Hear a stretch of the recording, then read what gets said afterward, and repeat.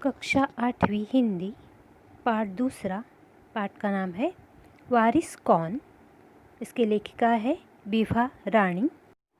लेखिका विभा रानी, जन्म 1959, मधुबनी बिहार। इनका परिचय। बहुआयामी प्रतिभा की धनी विभा रानी हिंदी व मैथिली की राष्ट्रीय स्तर की लेखिका है। आपने कहानी, गीत, अनुवाद, लोक साहित्य एवं नाट्य लेखन में प्रखरता से अपनी कलम चलाई है। आप समकालीन फिल्म, महिला व बाल विषयों पर लोकगीत और लोक साहित्य के क्षेत्र में निरंतर काम कर रही है। अब गद्य संबंधी।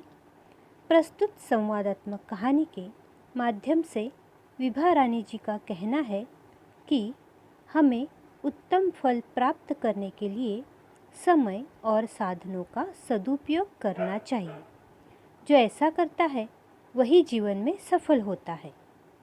एक राजा था, उसके 4 बेटियां थीं। राजा ने सोचा कि इन चारों में से जो सबसे बुद्धिमती होगी उसे ही अपना राजपाट सौंपेगा। इसका फैसला कैसे हो वह सोचने लगा। अंत में उसे एक उपाय सूझ गया। उसने एक दिन चारों बेटियों को अपने पास बुलाया, सभी को गेहूं के 100-100 दाने दे दिए और कहा, इसे तुम अपने पास रखो। 5 साल बाद मैं जब इन्हें मांगूंगा तब तुम सब मुझे वापस कर देना। गेहूं के दाने लेकर चारों बहनें अपने कमरे में लौट आई। बड़ी बहन ने उन दानों को खिड़की के बाहर फेंक दिया। उसने सोचा, आज से 5 साल बाद पिताजी को गेहूं के इन दानों की याद रहेगी क्या? और जो याद भी रहा तो क्या हुआ, भंडार से लेकर दे दूंगी। दूसरी बहन ने दानों को चांदी की एक डिब्बी में डालकर उसे मखमल के थैले में बंद करके सुरक्षा से अपनी संदूकी में डाल दिया। सोचा, 5 साल बाद जब पिताजी ये दाने मांगेंगे तब उन्हें वापस कर दूंगी। तीसरी बहन बस सोचती रही कि इसका क्या करूं। चौथी और छोटी बहन तनिक बच्ची थी। शरारतें करना उसे बहुत पसंद था। उसे गेहूं के भुने दाने भी बहुत पसंद थे। उसने दानों को भुनवाकर खा डाला और खेल में मग्न हो गई। तीसरी राजकुमारी को इस बात का यकीन था कि पिताजी ने उन्हें यूं ही ये दाने नहीं दिए होंगे। ज़रूर इसके पीछे कोई मकसद होगा। पहले तो उसने भी अपनी दूसरी बहनों की तरह ही उन्हें सहेज कर रख देने की सोची, लेकिन वह ऐसा न कर सकी। 2-3 दिनों तक वह सोचती रही। फिर उसने अपने कमरे के खिड़की के पीछे वाली ज़मीन में वे दाने बो दिए। समय पर अंकुर फूटे, पौधे तैयार हुए, दाने निकले। राजकुमारी ने तैयार फसल में से दाने निकाले और फिर से बो दिए। इस तरह 5 वर्षों में उसके पास ढेर सारा गेहूं तैयार हो गया। 5 साल बाद राजा ने फिर चारों बहनों को बुलाया और कहा, आज से 5 साल पहले मैंने तुम चारों को गेहूं के 100-100 दाने दिए थे और कहा था कि 5 साल बाद मुझे वापस करना। कहाँ है वे दाने? बड़ी राजकुमारी भंडार घर जाकर गेहूं के दाने ले आई और राजा को दे दिए। राजा ने पूछा, क्या ये वही दाने हैं जो मैंने तुम्हें दिए थे?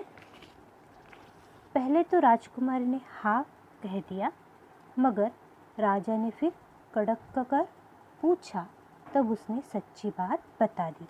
राजा ने दूसरी राजकुमारी से पूछा, तुम्हारे दाने कहाँ हैं?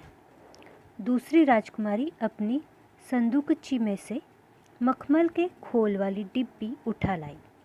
उसमें उसने गेहूं के दाने सहेज कर रखे थे। राजा ने उसे खोल कर देखा, दाने सड़ गए थे। तीसरे राजकुमार से पूछा, तुमने क्या किया उन दानों का?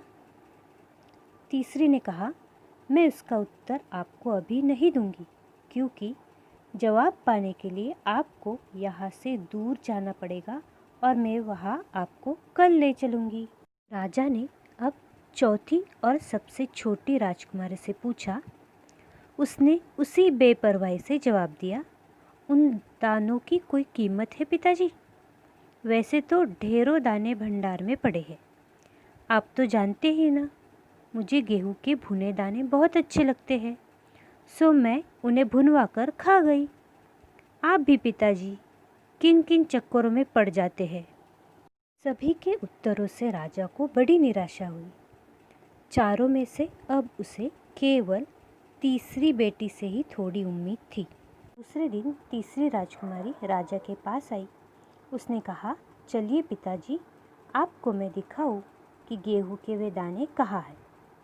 राजा रथ पर सवार हो गया। रथ महल नगर पार करके खेत की तरफ बढ़ चला। राजा ने पूछा, आखिर कहाँ रख छोड़े हैं तुमने वे 100 दाने? इन 100 दानों के लिए तुम मुझे कहाँ कहाँ के चक्कर लगवाओगी? तब तक रथ एक बड़े से हरे भरे खेत के सामने आकर रुक गया। राजा ने देखा, सामने बहुत बड़े खेत में गेहूं की फसल थी। उसकी बालियां हवा में झूम रही थी, जैसे राजा को कोई खुशी भरा गीत सुना रही हो। राजा ने हैरानी से राजकुमारी की ओर देखा। राजकुमारी ने कहा, पिताजी, ये है वे 100 दाने जो आज लाखों लाख दानों के रूप में आपके सामने है। मैंने उन 100 दानों को बोकर इतनी अधिक फसल तैयार की है। राजा ने उसे गले लगाया और कहा, अब मैं निश्चिंत हो गया। तुम ही मेरे राज्य की सच्ची उत्तराधिकारी